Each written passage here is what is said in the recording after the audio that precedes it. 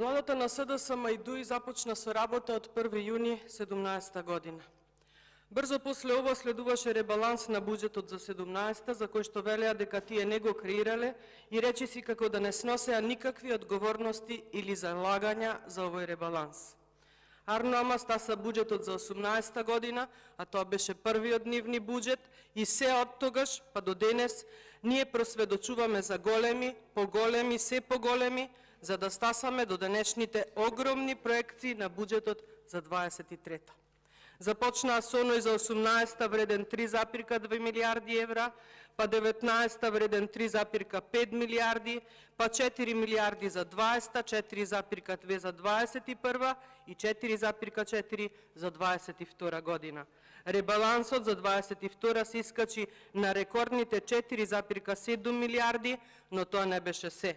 Дочекавме во време на најголемиот јавен долг кој е веќе над 8 милиарди евра, оваа кризно-продукцијска влада да ни достави проекција за буџетот за 23-та од цели 5,3 милиарди евра. Истиот го има испумпано, а истовремено тонеме во долгови, се позајмуваме на сите страни и најгласно говориме дека сме во огромна криза и дека треба да се штеди. Ние, како што напоменав, во блиското минато имавме најави за години на економија, за буџети за вложување во човечки капитал и што ли уште не, за сега со овој буџет да слушаме како следната година ќе била година на економски пресврт.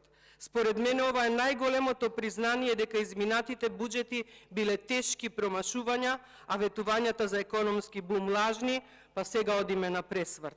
За каков пресврт мислеше актуелната власт, на вистина јавно прашував на комисијата, но брзо стаса и одговорот, а тоа да ти бил пресвртот со укинувањето, поточно одложувањето на прогресивниот данок. Ова беше последниот изум на актуелната власт со кој во суштина си го измени предлогот на буџетот, уште не донесен и за ова нема никаква одговорност. Имено со поднесениот предлог на буџет беа испланирани 65 милиони евра повеќе од данок на доход, а 154 од придонеси од хонорарци. Значи, понудените 5,3 милиарди евра во чекор на започната расправа се изменија. Премиерот најави прво укинување, па после одложување, ама со тоа во суштина многу го измени поднесениот буџет, за кој што веќе беше започната расправа и на кој што беа поднесени вкупно 263 амандмани. Дали расправата стана безпредметна и дали овој буџет требаше да се повлече, па да се поднесе нов предлог, тоа најдобро треба да го одговори премиерот, но и тој, како и досега, прифати да функционира спротивно на сите закони и на Уставот. И кога веќе останаа на првично понудениот предлог буџет за 23-та, односно истиот него повлекува и не поднесува нов и за милионски суми видоизменет, односно намален буџет, а заради одлошеното прогресивно оданачување, јас за истиот уште еднаш кажувам дека е прегломазен и инфлаторен. Со него дополнително ќе ни се зголемат дефицитот и јавниот долг. Приходите во него се зголемуваат за 1 милиарда евра, а расходите за 1,1 милиарди. Ова е огромен ризик во многу скоро време сите потенцијални кредитори да се откажат од нас затоа што стануваме неспособни за понатамошни задолжувања. Во овој буџет повторно имаме нереални проекции за капитални инвестиции, а веќе 6-та година немаме ниту една видено. Во овој предлог на буџет не може да се пронајде планирано покачување на платите, покачување кое законски требаше да се случи најдоцна септември годинава. Ги одбивте трите наши амандмани кои беа поднесени на барање на Сојузот на синдикати, Конфедерацијата на слободни синдикати и Полицискиот синдикат на Македонија. Ама затоа за 160% во однос на минатиот буџет ги имате покачено средствата за трансфери до невладини организации. Што се однесува до здравството, намалени се средствата за реконструкција и доградба на објектите во јавното здравство. Намалени се и средствата за медицинска опрема во јавните здравствени установи за милионски суми на денари. Овде морам уште еднаш јавно да го истакнам моето разочарување, што колегите од мнозинството не го прифатија комисиски понудениот амандман за помош на едно дете со ретка болест на кое месечно му требаат по 90.000 евра. Останаа неми на овој повик, притоа фалејќи се со највисокиот буџет досега. Ако од 5,3 милиарди евра не можевте да издвоите 1 милион за едно дете на 4 годишна возраст, тогаш сте навистина нехумани и јаздисани. Во Македонија моментално има 3 деца кои се со констатирана ретка болест со диагноза примарна хипероксилурија тип 1, за чие лекување потребни се по 90.000 евра месечно. Но има уште многу други со ретки болести на кои сигурно фондот од над 360 милиони денари на Комисијата за ретки болести не може да им стаса на сите. Еве, ако ги земеме само овие 3 деца, само за нив овие 360 милиони денари ќе им стасаат само за 2 годишна терапија. Затоа немојте само декларативно да се фалите со зголемениот фонд, туку дајте нешто конкретно превземете, зашто ако државата не им помогне на луѓето со ретки болести, тие никако не би можеле сами да се снаоѓаат со овие огромни суми кои за нив значат живот. После сите искуства со ковид пандемијата, не смогнавте сили за инвестирање во здравството и покрај огромните 5,3 милиарди. Ова значи дека дефинитивно остануваме само во рацете на Господ, а животот кој го ветувавте остана некаде избледен во страниците на вашите предизборни програми. Ниту план за живот реализиравте, ниту покажавте дека можете. Напротив, со ова докажавте дека не можете и дека не ве бива, освен за јадење бифтеци, а од скоро време и на делфини и ајкули, додека на граѓаните и лебот им го поскапевте за цели 47,7%. Вие сте власт која купуваше возила со парите за справување со ковид пандемија. Вие сте власт која на матичните лекари им вети покачување на капитационен бод, а истото го нема во овој буџет. Инаку покачен капитационен бод и плати од 100.000 денари беа ветени уште во програмата за живот во Македонија од 16-та. Стасавме на прагот од 23-та, а ништо од ова не е реализирано. Ниту пак на повидок е новиот клинички. На него се навраќате само кога ќе ви стане густо и кога сакате да направите дефокус од актуелните катастрофи. Наместо Сали да ни праќа непристоен предлог за измена на закон за заштита на населението од заразни болести, со кој подмолно сакаше да протне забрана за движење во затворени простори на невакцинираните, тој требаше да каже кога и како конечно ќе им го зголеми капитациониот бод на матичните, или да каже како ја врши селекцијата на подобни и неподобни универзитетски професори за продолжување на нивниот работен век, или да каже како функционира или не функционира мој термин, или како се уште Старделова ја држи на 2 позиции, или што прави со сестрите кои имаат завршено високо образование и докаде се ветувањата дека истите ќе ги систематизира и плаќа според сегашниот статус, а не по старо или како до сега. Да каже како се вработија 6 млади лекари во Кочани и почива нарачка. Ако тој не знае, ве јас да го подсетам за тоа дека во Охрид нема педиатри. Пред некој ден еден родител од Охрид кој што избезумено возел за наструшки педијатар се разбира дека и побрзо од дозволеното, затоа што неговото дете горело од температура, го запрела и казнила полиција. А тој возел брзо за да си го спаси детето. Кој да ја плати оваа казна? Родителот или Беким Сали? Уште колку несреќи ќе носите на ваш грб за да се освестите и да зборувате за многу побитни нешта? Дали знае Сали дека е надвор од функција и оперативниот блок во хируршкото одделение во Охридската болница? Дали знае колку и дали се подобри функционирањето во Гостиварската болница со отварање на просторија за молитви само на муслимани?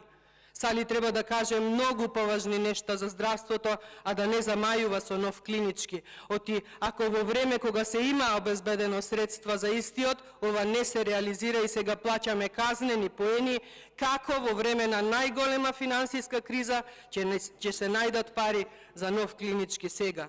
Мижи Асан да ти бааме работава, само за да не се зборува за вистинските проблеми и потреби, како на пациентите, така и на здравствените работници.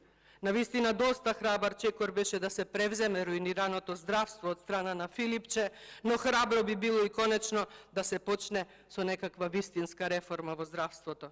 Кога веќе споменав реформи, веднаш истите ме асоцираат на една друга бивша министерка, која со милиони евра не задолжи за реформи во образованието. Од незините реформи останавме без свидетелства и учебници. долго најавуваните нови учебници осамнаат доцна и катастрофално во јавноста со почетнички аматерски грешки за кои допрва Шачири ќе го барал виновникот. Јас би му порачала воопшто да не се мачи со тоа, туку веднаш да си поднесе оставка, зашто тој е првиот кој треба да си ја понесе одговорноста за тоа што Албанија ја префрлија на исток, а Монтеверес го извишија за километри плюс. Вековите и тоа 10 на број сте ги скокнале како да се работело за секунди. Дури и расите сте ги испомешале. Па бајки да пишувавте за полесно успивање на малите, вака немаше да ја утнете. Но вие секако се имате утнато и секако народот веќе го научивте и да не се чуди и да се запрепастува на вашите грешки. Дури и најавите за бомби ги направивте секојдневие и не сте во никаква можност да се справите со нив. Не доведовте сите во сиромаштија и очај и никој во вас не гледа спас. Не гледа затоа што само во минатиот месец во споредба со истиот ланската година инфлацијата во Македонија ја покачивте за цели 20%. Ако зборуваме за инфлација на храна, таа достигнува до 30%. И ова се покачување на цени за само една година. И овие поскапувања, платите, пензиите и социјалната помош ниту ги следеа, ниту можат да ги следат. Стопанството ви е пред колапс, администрацијата ја одржувате на апарати, а предвидувате нови договорни услуги. Затоа немојте да лажете дека во ваква криза вие сте домаќини и кратите на непродуктивни трошоци. Напротив, еве ви ги демантите. Планирате 2,2 милиарди денари повеќе во однос на лани за плати и надоместоци. За 8,2 милиарди денари повеќе од лани планирате расходи за стоки и услуги. За 2,1 милион евра во однос на лани ви се зголемени расходите за патни и дневни расходи. Ова се двете најзлоупотребувани и најнапумпани ставки во сите ваши буџети, но и двете најреализирани за разлика од оние за капиталните инвестиции. Третата најзлоупотребувана е ставката 425 за договорни услуги. За неа се испланирани 45 милиарди повеќе од лани. И она најславната, таа е ставката за разни трансфери, мислам дека го достигна рекордот оваа година со највисоките 970 милиони евра.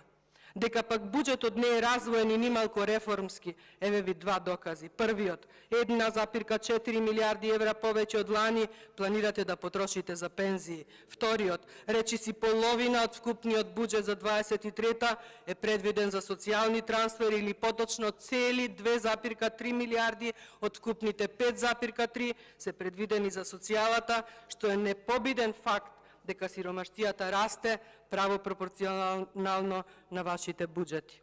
Исто така, за 23-та планирате инфраструктурен бум со влог од 800 милиони евра, што е зголемување за 52,3% за само 4 месеци, односно после последниот ребаланс за 22-та. Многу добро не извежбавте и веќе знаеме дека ова со ребалансот ќе биде изменето и пренаменето, а повторно со некакви си исти или видоизменети образложенија и оправдувања. Јас последниот ребаланс го споредив со Титаник, а овој буџет со Армагедон. Следна споредба немам намера да правам, бидејќи сум убедена дека ова ќе биде вашиот последен буџет што го креирате како најнеспособна, најкорумпирана и најкриминална влада. Бев подпишана на вкупно 54 амандмани за овој буџет. Само еден од нив се усвои, ама истото се поништи на неприкосновената законодавно-правна комисија, каде сите грешки на владеачкото мнозинство може да се исправат. И кога велам грешки, мислам на невниманието и незаинтересираноста на мнозинските пратеници, кога немаа мнозинство да не надгласаат со гласање против амандманот за 15% покачување на платите во јавната администрација. Замислете се потепаа да се коригираат и на ЗПК да докажат дека се против вработените во јавната администрација. Впрочем, и за сите останати амандмани, кај ги домоливме да бидат заедно со нас и на страната на граѓаните. За жал, одбра да и бидат штит на владата и тие не дозволија да се покачат плати, да се градат патишта, да се подобруваат услови за живење, да се намалат цените на струјата и горивата, да се подобри образованието и здравството, да се изгради уште некој водовод, да се инвестира во поздрава животна средина и во побогата култура. Пратениците на власта не сакаа да одлучат во име на народот, туку одлучија да ги бранат интересите на владата. И ова нивно убедување сигурно е добро изменаджирано од страна на владата со понекое фамилиарно вработување, ситно тендерче, некое камионче со јаглен, лиценциче за марихуанче или за струја, маркица за градба на некое зградиче, како и до сега.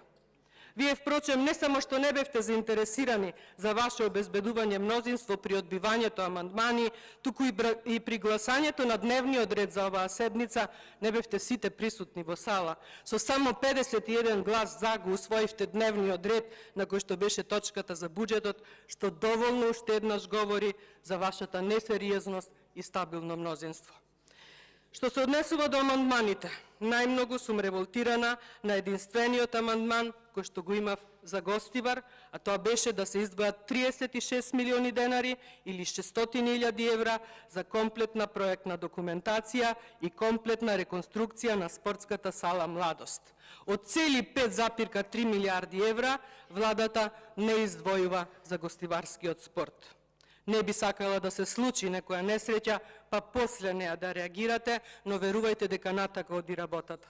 Кога во оваа сала се одвиваат надпревари од прва лига во кошарка, теренот во зимски и дождливи денови има повеќе кофи за собирање вода која капе од покривот, отколку што има играчи на него.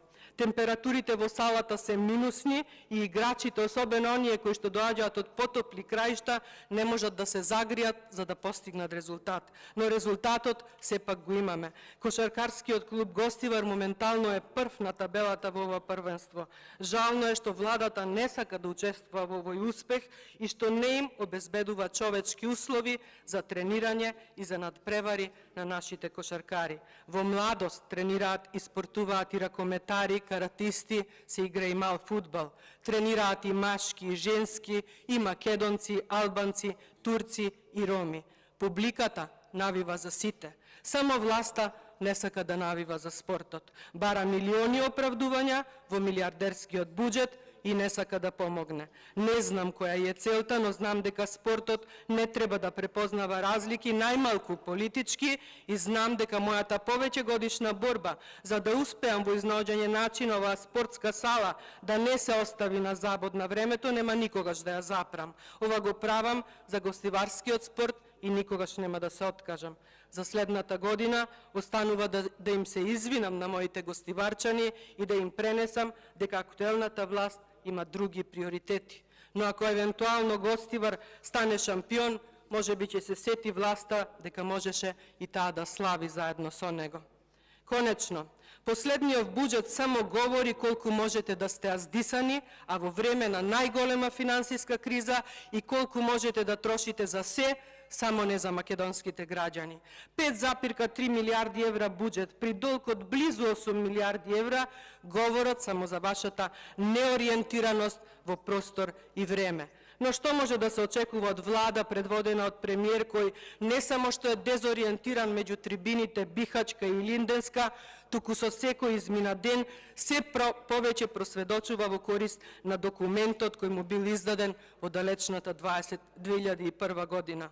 Неспособен премиер, неспособна влада, неспособни за било што друго, освен за полнење на сопствените джебови, додека македонскиот народ тоне во сиромаштија на која и накалемувате и исплаќање на долгови од вашите нови и нови позајмувања. Децении после вас овој народ ќе страда и ќе плаќа.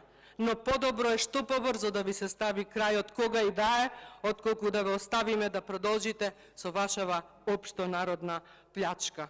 Не плашете се од избори. Тие ви се неминовни, исто како што ви е неминовен и катастрофалниот пораз на нив. Бидете барем овој пат храбри, ама навистина храбри, и ајде на избори, па да видиме дали имате дозвола од народот да продолжите со вашите криминали и со распродажбата на македонскиот идентитет. Само овие две понуди ставете ги во вашата следна програма изборна и очекувајте го одговорот. Од него нема бегање, како ни од одговорноста за сето ова што досега го имате направено. Ви благодарам за вниманието.